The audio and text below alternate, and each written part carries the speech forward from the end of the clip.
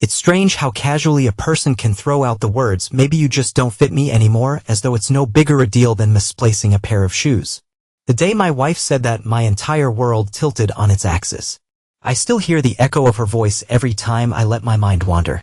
It was the kind of statement that hides in your chest long after it's been uttered, replaying itself in the quiet of late-night hours when you're sure you'll never be able to sleep again. Maybe you just don't fit me anymore. She didn't even raise her voice, and there was no dramatic flourish of tears. It rolled off her tongue like a simple observation: "The weather's getting colder. We're out of milk. Maybe you just don't fit me anymore." For a long time after, I couldn't decide if she was undercutting the gravity of it on purpose, or if she truly believed that. Maybe she just didn't realize how deeply those words would cut. My name is James Roberts, though most people call me Jim. I've spent over 20 years in the field of electrical engineering, an unflashy profession. People who know me might say I'm steady, reliable, a little too devoted to logic and reason. But reason went right out the window the moment I discovered my wife's affair. Perhaps the most agonizing part is that, despite all my experience with wires and circuits, I never saw the short circuit coming in my marriage. I never saw the surge of betrayal until it threatened to burn everything down. That day, I'll call it the day of truth, started like any other, which is how so many tragedies begin. You expect everything to fall in line like it always does. You get up, brush your teeth, maybe eat a bowl of cereal while the local news drones on in the background. Then, in a flash, your routine crumbles under the weight of a single revelation.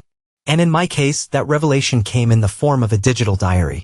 I don't know if she'd call it a diary per se, but that's what it felt like to me. An account of her innermost fantasies and confessions typed out for someone else. Let me backtrack a bit. My wife's name is Sandra Sandy when we first met, but she insisted on using her full name after she graduated college. She's younger than I am by a few years, a marketing professional with a decent track record at a sports apparel startup here in Seattle. We've been married going on 15 years now, and we have a teenage daughter, Lily. We own a neat little house on a quiet street that sees more gray skies than sunshine. That's just Seattle for you. Rain was our constant companion, a subtle soundtrack to our day-to-day life. I used to think Sandra and I shared a comfortable partnership. Sure, we bickered sometimes, who doesn't? But our arguments were usually about trivial things, like whose turn it was to take out the trash or whether we should get a cat. She's allergic, so that was a firm no. We were never the couple making out in public or boasting about soul-shaking romance, but we had an unspoken understanding. At least that's what I believed. We had a stable routine, or so I thought, like that old saying about a frog sitting in gradually warming water, never realizing it's about to boil. If I trace back the timeline, the first tremors appeared a few months ago. Sandra became oddly protective of her phone. She'd keep it face down on the table, take it with her from room to room. At the time, I shrugged it off. After all, people can be private. Then I started noticing small receipts from coffee shops across town or bus tickets that didn't line up with her usual commute. I chalked it up to extra errands, maybe a meeting or two. She always claimed she was swamped at work or had client lunches. The fact that I didn't suspect anything shows how deeply I trusted her or how blind I was. The real blow came on a Saturday morning. Sandra was supposedly at the gym. She'd started a serious fitness routine guided by a personal trainer named Anthony, Tony for short. I'd heard her mention him offhand, mostly praising how he'd taught her new exercises, shaped up her routine, helped her get toned. I was genuinely happy for her. It felt good to see her investing in her health. Looking back, I realized that, ironically, the better shape she got into, the further she seemed to drift from me. Something was shifting beneath the surface, and I was too dense to feel it. Anyway, that Saturday morning, she left early, as usual, while I was still sipping my coffee in the kitchen. Lily was staying with a friend overnight, so it was just me in the house. That's when I noticed Sandra had left her laptop open on the dining table. My first instinct was just to close it. But a single notification popped up on the screen, and her Messenger app was right there. My eyes flicked to the corner of the screen. It wasn't a conversation with a friend or a coworker. It was a diary-like note addressed to an account with Tony's name on it. The only reason it caught my attention was the first sentence: "I couldn't stop thinking about last night. The way you touched me was incredible." My heart lurched. You ever feel your stomach flip so violently you think you might be sick? That was me standing there, coffee mug in hand, reading the first lines of her confession. I told myself I shouldn't read further. I'm a strong believer in respecting privacy. But faced with something like that, how could I possibly stop? I read everything. And I do mean everything.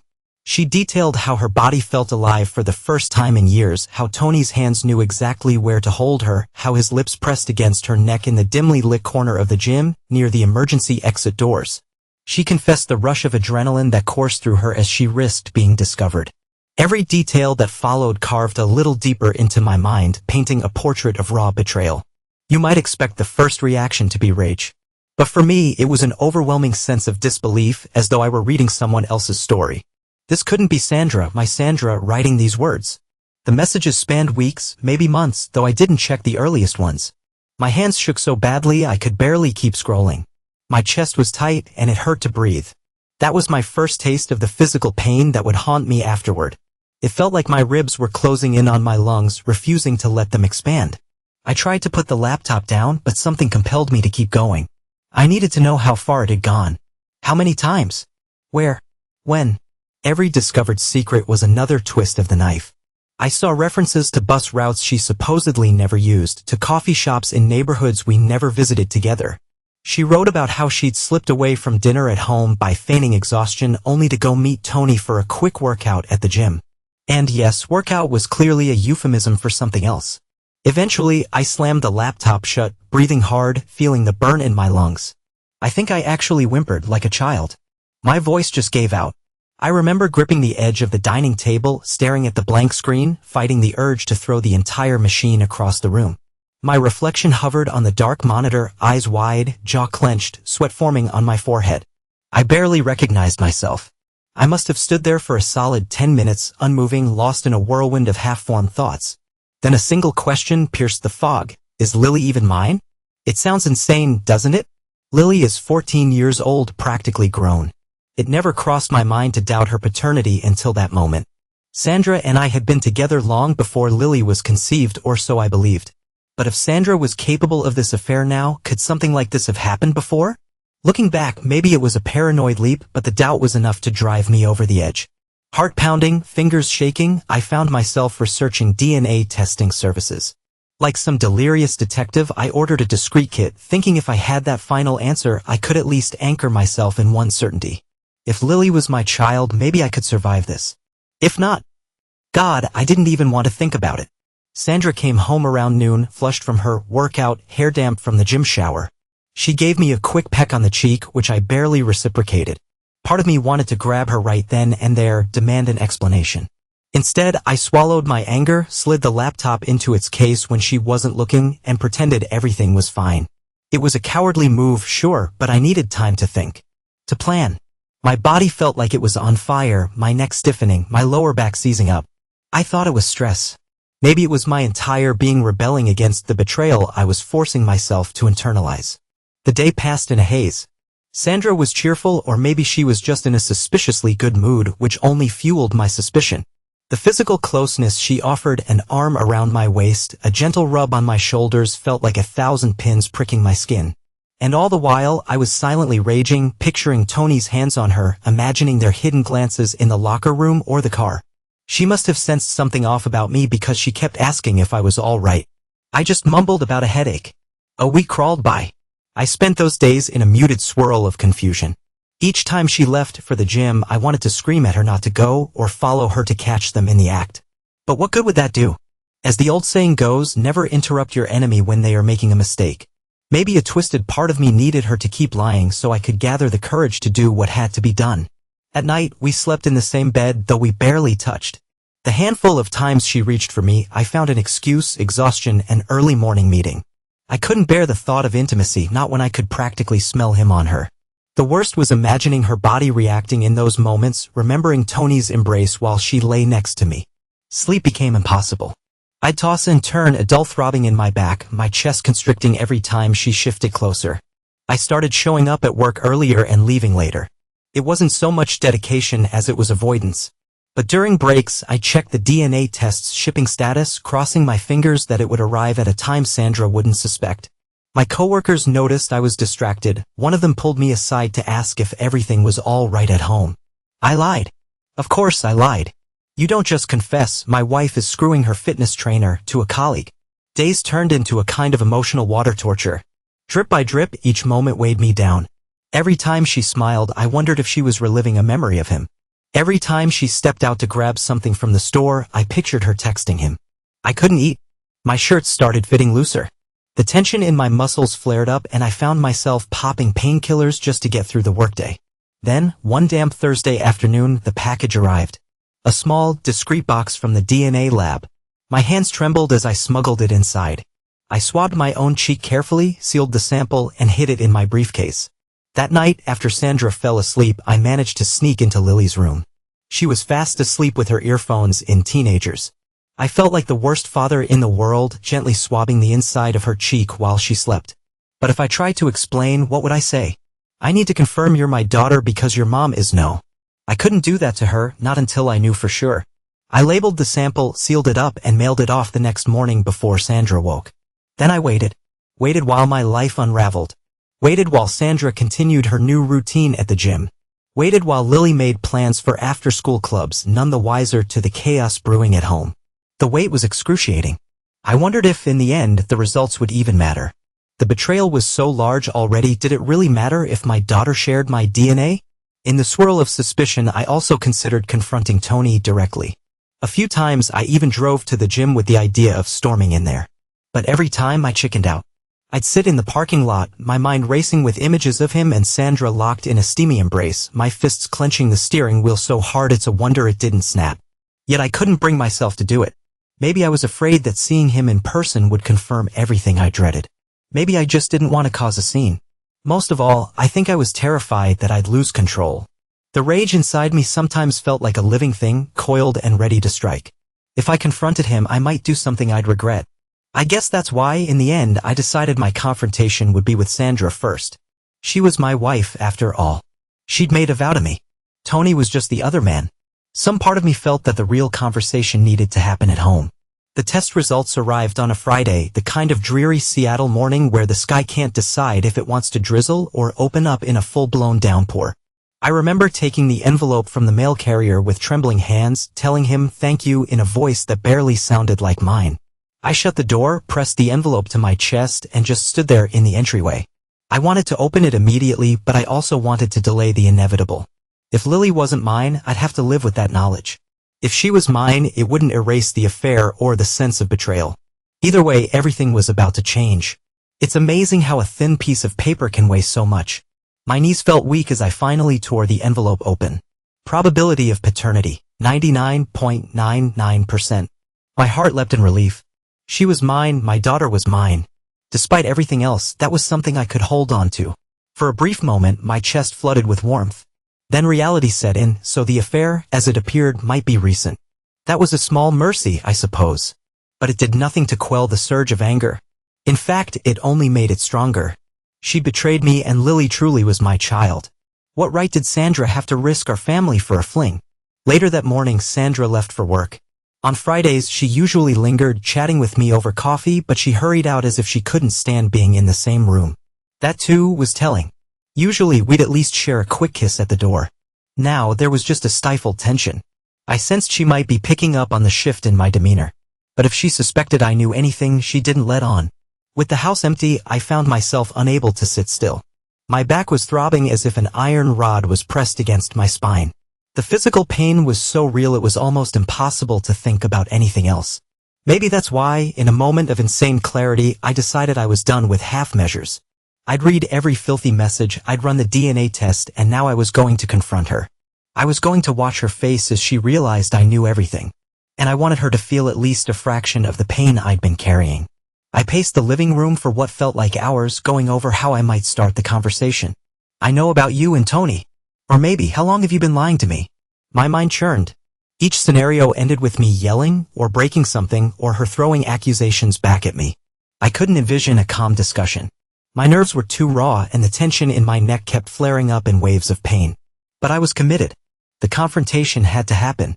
I had no more illusions left to shield me.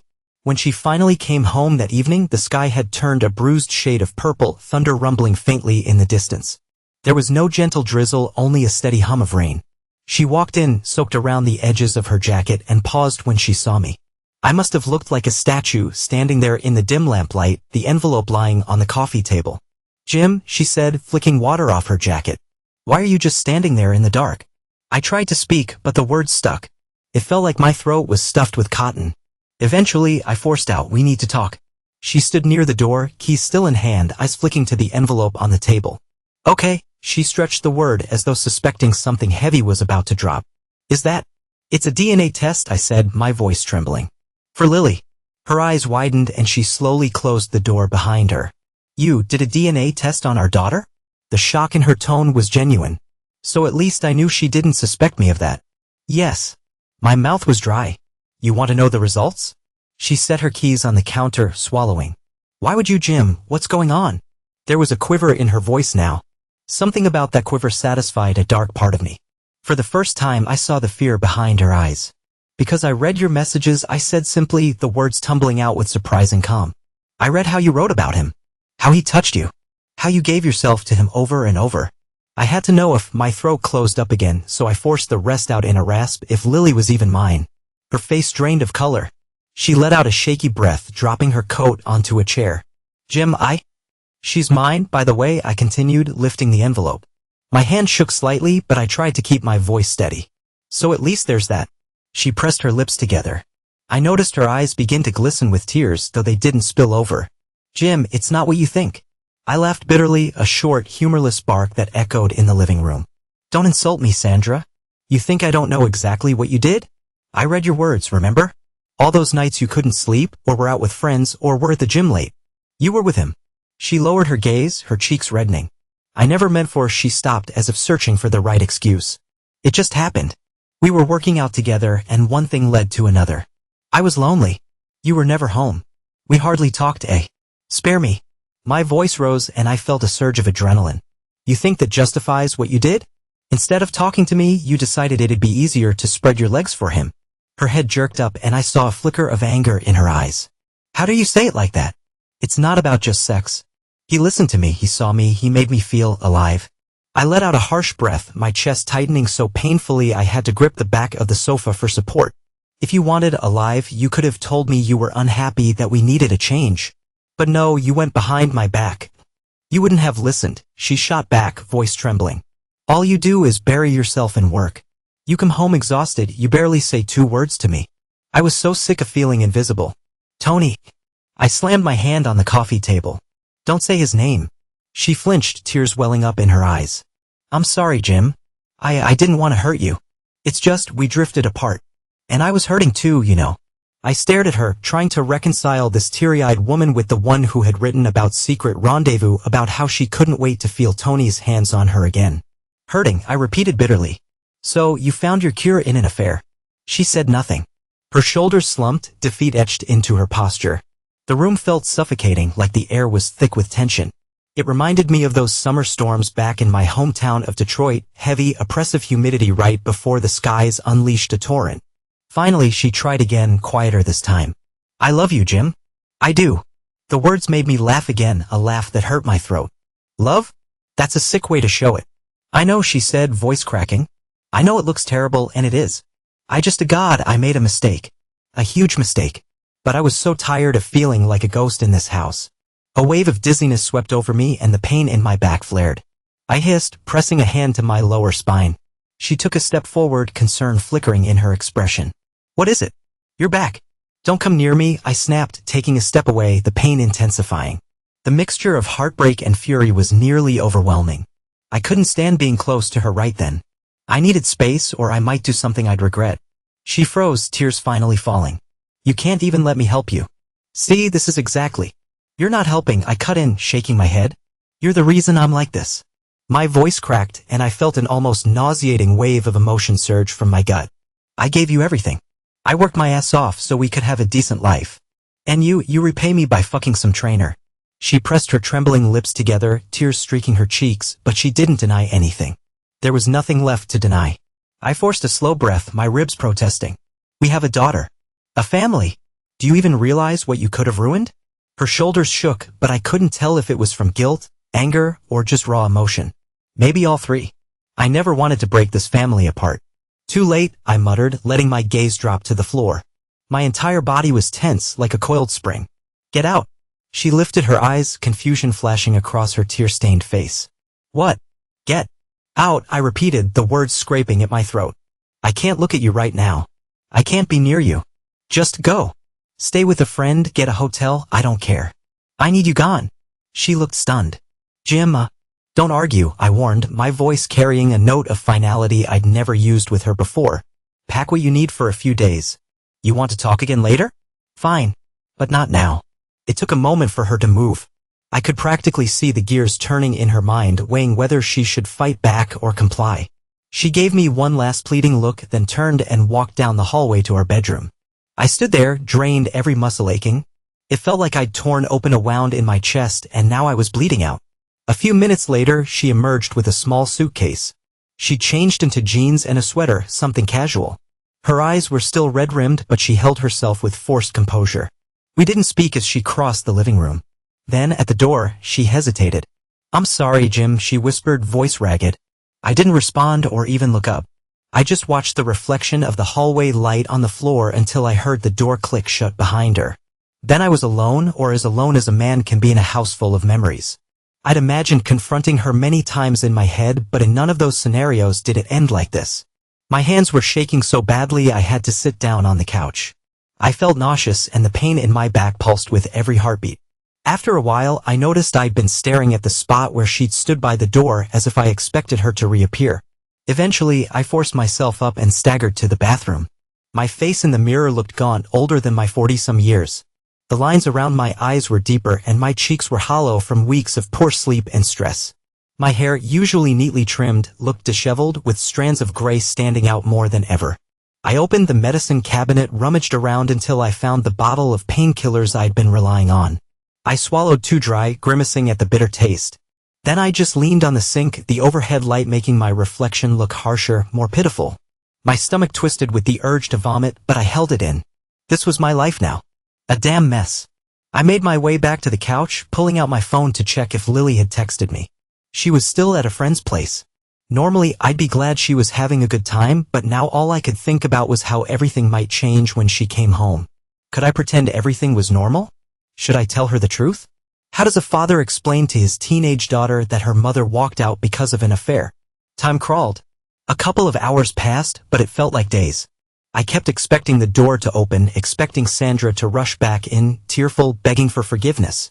Part of me almost wanted that. Another part dreaded it. I didn't know what I wanted or what I'd do if she came back. Finally, Lily texted to say she was going to sleep over at her friend's for one more night.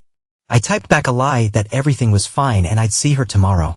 That gave me a little more time to figure out how to handle the next conversation. And there would be a next conversation whether I wanted it or not. At some point, I realized I was starving. I hadn't eaten since breakfast and now the clock read past 9 p.m. I ordered takeout, though I had no appetite for it once it arrived. I managed a few bites of soggy noodles before tossing the container. The idea of sleeping in the same bed she and I had shared was nauseating, so I ended up dozing off on the couch. I dreamt of dark corridors and echoing footsteps, of the sound of someone moaning in another room. I couldn't reach them, couldn't see them, but I knew what was happening behind those shadows. Morning came. My back felt like I'd slept on a bed of nails. I woke with a groan, pressing a hand to the small of my spine. My heart pounded as if I'd run a marathon and the emptiness of the house screamed at me. Sandra's car wasn't in the driveway, obviously. I shuffled to the kitchen, ignoring the hollow echo of my footsteps. Everything felt eerily quiet. The day was a blur. I wandered from room to room as though expecting some sort of revelation. Each time I saw something of hers, a sweater tossed over a chair, a perfume bottle in the bathroom, a photograph of us at our wedding, I felt a punch of anguish. By late afternoon, I couldn't stand the silence anymore. I decided to take a drive even though I had no destination in mind. That's when I realized I was trembling, as if on the verge of a breakdown. My hands were unsteady on the steering wheel and I had to keep blinking to clear the haze of exhaustion from my eyes. I stopped at a convenience store for a bottle of water and ended up wandering aimlessly through the aisles, not really looking for anything in particular. When I noticed the tabloid magazines near the register, all screaming about celebrity affairs, I almost laughed. The world thrives on scandal, on betrayal. But it's always someone else's story until it's yours. I got back in the car and just drove. Seattle's streets were wet with a light drizzle, the sky overcast as usual. Everything looked a shade darker. Maybe it was my mood coloring the world. Eventually, I found myself parking outside the gym Sandra frequented. I stared at the sign glowing above the doorway, my pulse hammering in my ears. Was Tony in there now, training another unsuspecting spouse? The thought infuriated me. I pictured his smug face, his confident smile as he whispered sweet nothings to a lonely housewife. My fists clenched, but I didn't move. I just sat there, adrenaline roaring through me while the rain tapped on my windshield. I don't know how long I stayed. Part of me wanted to barge in and confront him. Another part whispered, what's the point? The affair was out in the open now, at least between Sandra and me. Whether Tony knew I discovered them or not, it didn't change the fact. I'd still have to deal with the broken pieces of my marriage. Storming in might give me a momentary rush of vengeance, but then what? Would it fix anything? In the end, I started the engine and drove off. I felt like a coward, but I also felt a strange sense of calm. My revenge, if I even wanted that, wouldn't come in a violent outburst. I needed to think bigger, or maybe just differently. The best revenge, some say, is to let the consequences of their actions speak for themselves. I spent the next few days in a mental fog. Sandra didn't come home and I didn't call her. Lily came back and I mustered what little energy I had to put on a facade of normalcy. She asked where Mom was. I told her Mom needed a few days with a friend, some time to figure things out. Lily looked at me suspiciously, but she didn't press. Maybe she sensed something was deeply wrong. Or maybe she was more attuned to teenage dramas and thought her parents were just having a standard-issue marital spat. At night, the pain in my back grew worse. I'd toss and turn on the couch or sometimes in bed if I managed to muster the nerve to go upstairs. Each time, the memory of what I'd read in that diary forced its way to the front of my mind. The descriptions of her sweat mingling with his, the hurried glances they exchanged over the barbell rack. She wrote it all as if to savor the thrill.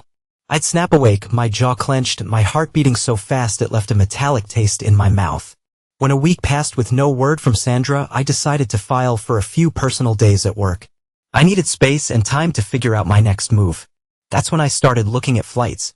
The idea came to me out of nowhere. Or maybe not nowhere, maybe it was the result of too many sleepless nights. I wanted out of this life, at least temporarily. I didn't have a solid plan, just a visceral need to escape. I scrolled through options on my phone, checking one-way flights to distant states. Arizona? Too hot. Maine? Too far. Then I stopped on a listing for a flight to Detroit, my old hometown. A wave of nostalgia hit me. My parents were retired and living in Florida now, and I hadn't visited Detroit in years, but still something about going back to those old streets called me. Without overthinking, I clicked purchase. One ticket, one way. A small thrill shot through me at the finality of it. If I left, I could put thousands of miles between myself and that wretched sense of betrayal. I'd figure out a new direction once I got there, maybe stay in a motel, look for contract work, or who knows. The details didn't matter. I just needed to get away from the city that had become a graveyard for my peace of mind. I planned to wait a few days, then break the news to Lily. This was the part that tore me up inside. I loved my daughter more than anything, and I hated the idea of leaving her. But she was old enough to stay with her mother if that's what she wanted. Sandra might have destroyed our marriage, but she was still Lily's mother. As for me, my presence here felt like poison. The more I lingered, the deeper the wound festered. Sometimes I found myself fantasizing about making Sandra suffer. Not physically, God, no. But in the sense that I wanted her to feel the anguish I felt. I wanted her to come home, see my empty closet, realize I was truly gone. I wanted the sting of that emptiness to haunt her just like her betrayal haunted me. Maybe that was petty, but heartbreak can make a man think in petty ways.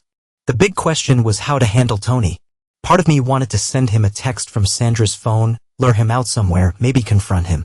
But the cooler side of me realized he wasn't worth the risk. If I got into a brawl, I could end up in jail or in the hospital. Besides, Sandra had already chosen him. Or chosen that life, that excitement. It wasn't Tony's job to remain faithful. That was hers. Still, the rage lingered, coiled in my stomach. Every time I pictured his face, my fists clenched.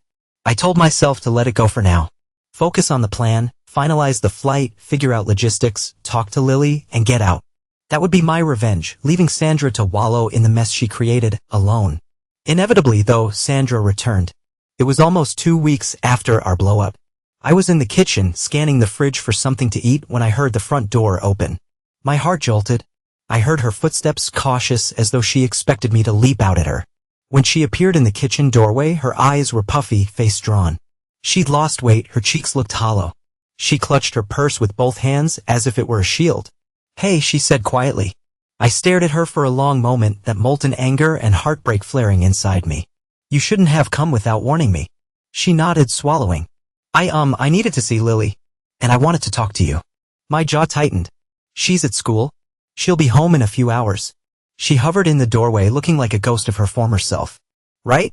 Mind if I wait here? I shrugged non-committally. Part of me wanted to say no, but I couldn't banish her from the house in front of Lily. Fine, I muttered, turning away from her to grab a glass from the cabinet. My back twinged as I reached up, sending a jolt of pain that made me wince. I see your back's still bothering you, she said softly, taking a tentative step into the room. I let out a hollow laugh. Amazing observation.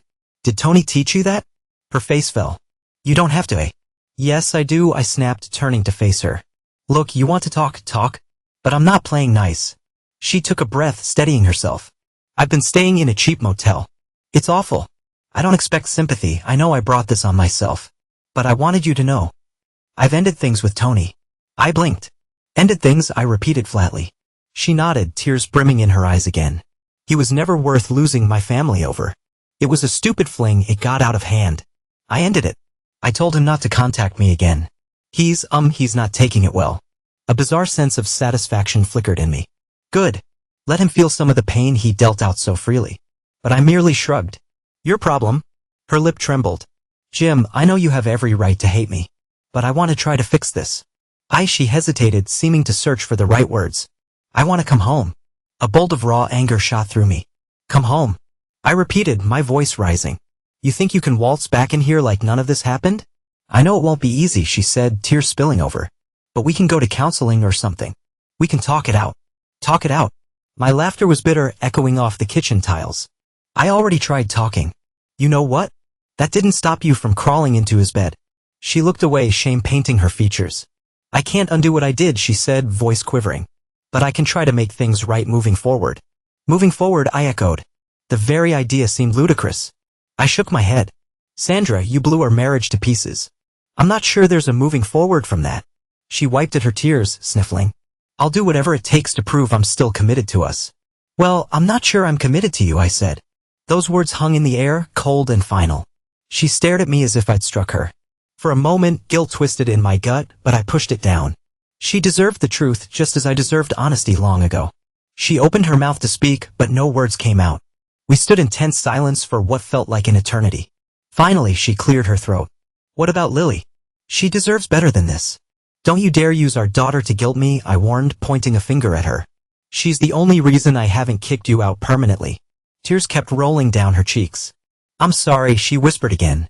I leaned on the counter, feeling a burning ache in my back that refused to subside. Look, I said, sighing, Lily's going to be home soon.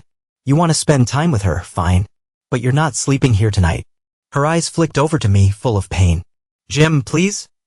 I pressed my lips together, ignoring the knot in my gut. That's non-negotiable. She nodded slowly, as if surrendering. All right, she said, voice barely audible. I'll just, wait in the living room until Lily gets home. I said nothing, turning my gaze away so I didn't have to see her expression. She walked out, her footsteps painfully soft on the hardwood floor. I stood there in the kitchen, head spinning, the tension in my muscles so tight I thought I might snap in half. A swirl of thoughts crashed in my head. Should I have let her back in so easily? Was I being too harsh? Not harsh enough? There was no guidebook for dealing with a spouse's betrayal. My entire moral compass felt shattered and every decision came wrapped in second-guessing. Eventually, Lily came home. I stayed in the kitchen, eavesdropping on their reunion. I heard Lily's gasp and the rush of excitement in her voice at seeing her mother again. Then a long pause, maybe Lily noticed the red rims around Sandra's eyes.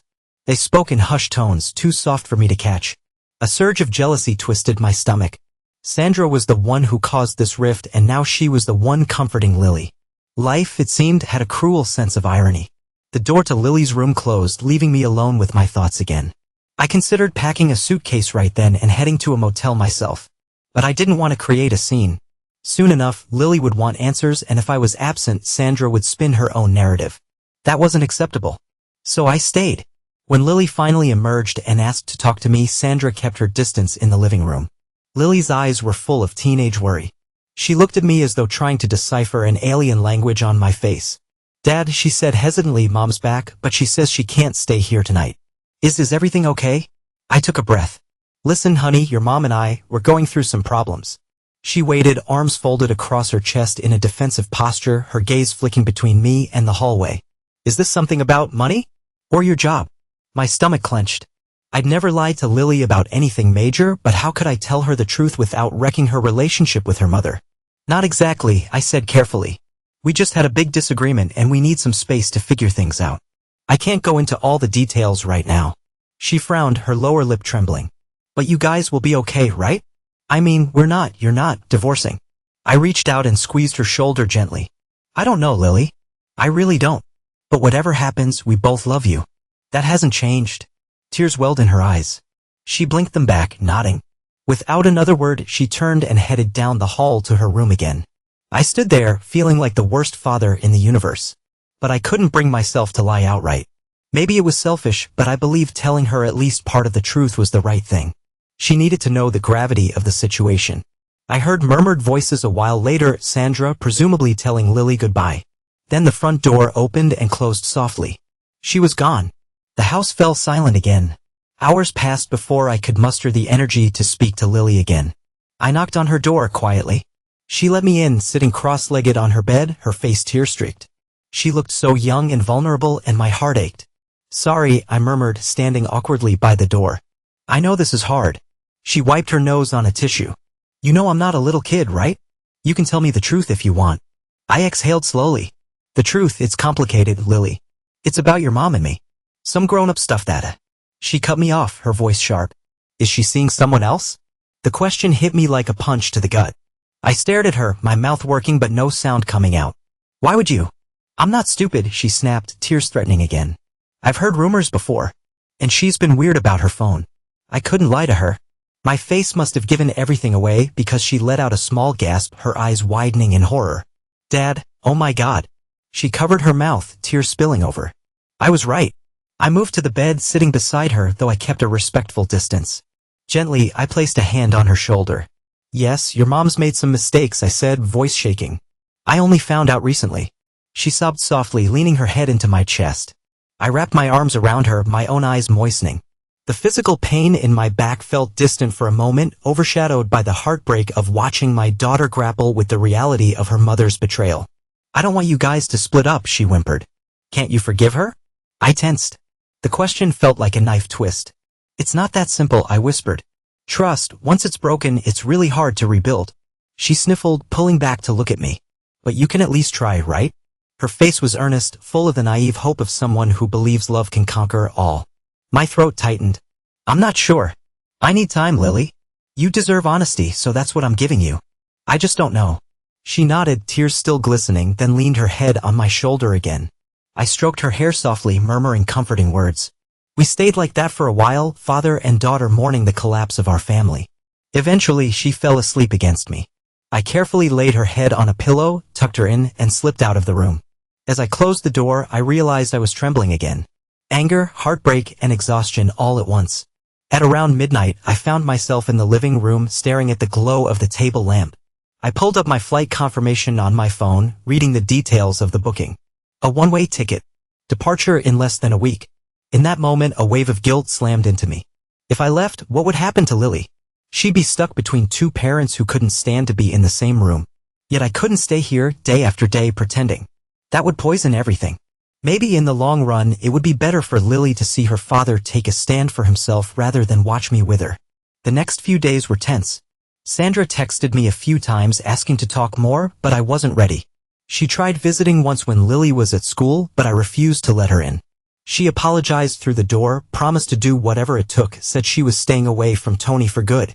It was almost pathetic hearing her beg. I never thought I'd see her reduced to that.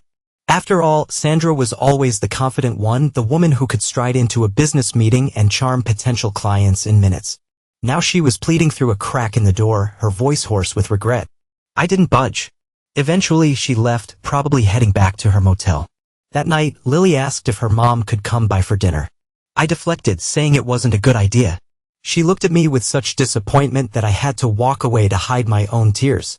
Meanwhile, that physical ache in my body worsened. The tension was constant and no amount of painkillers seemed to help. My coworkers at the engineering firm noticed I was out of sorts. I used my leftover PTO to take time off, leaving me free to stew in my own misery at home. A few times I considered telling Lily about my plan to leave. Each time I hesitated. I didn't have the courage to break her heart a second time. Then came the final push. One afternoon I checked the mailbox and found a handwritten letter from Tony. My stomach churned as I opened it. The nerve of this man. It was a short note basically saying he was sorry for the trouble and that Sandra meant a lot to him, but if she wanted to end it, he'd respect that. Trouble, what a casual word for the destruction he'd helped cause. At the bottom he wrote, "I hope one day you can forgive me." Tony. Forgive him? My blood boiled.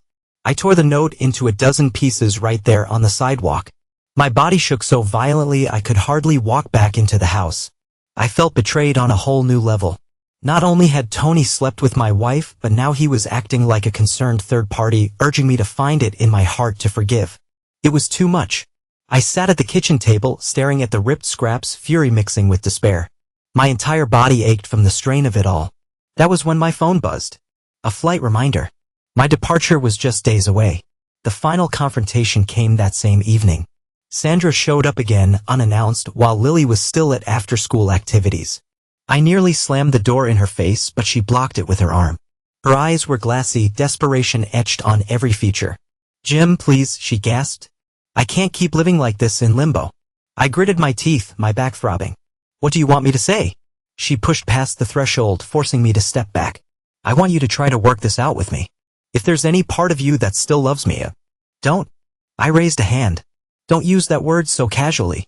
You can't just brandish love like a magic wand and expect me to fall in line." Her voice rose, tears filling her eyes. "I'm not expecting that. But I have to try something. We have a life together, a child."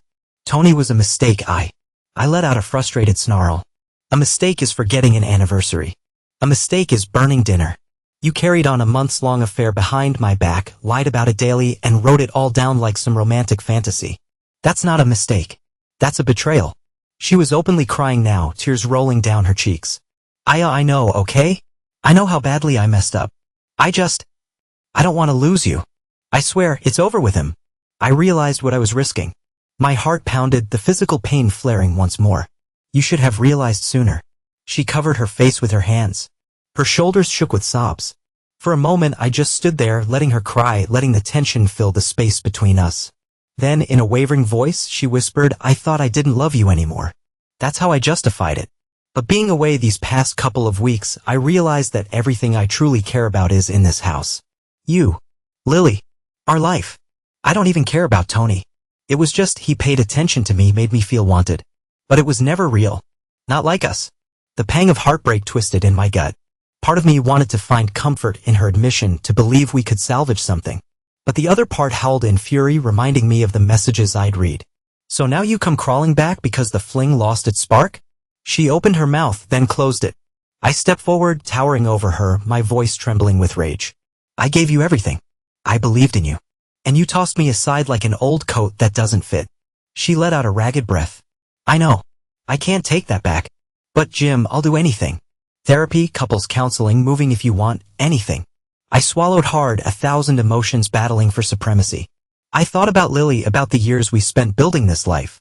I thought about the one-way ticket in my wallet. About the vow I made to myself, I'd leave no matter what. Slowly, I reached into my back pocket and produced the printed ticket confirmation.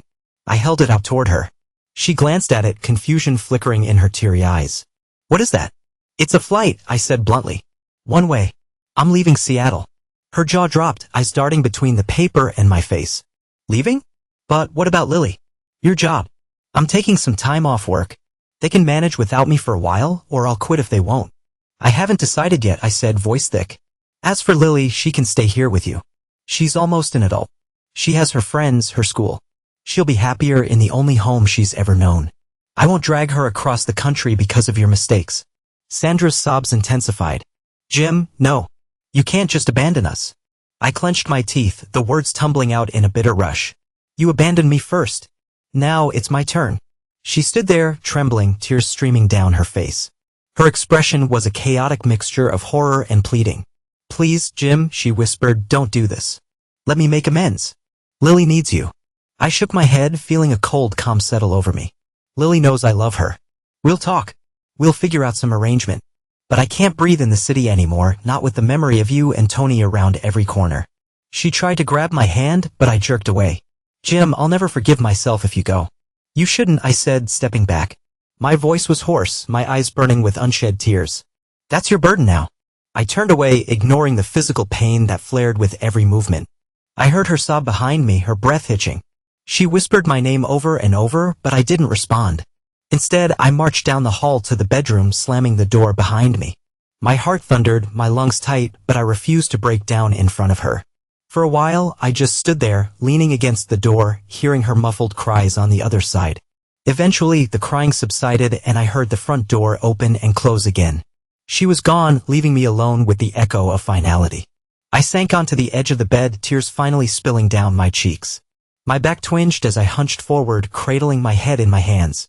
My entire body felt like a live wire, sizzling with conflicting emotion.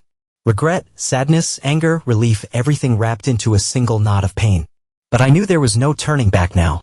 I'd bought the ticket and more importantly, I'd made the decision in my heart. Leaving was the only way I could survive.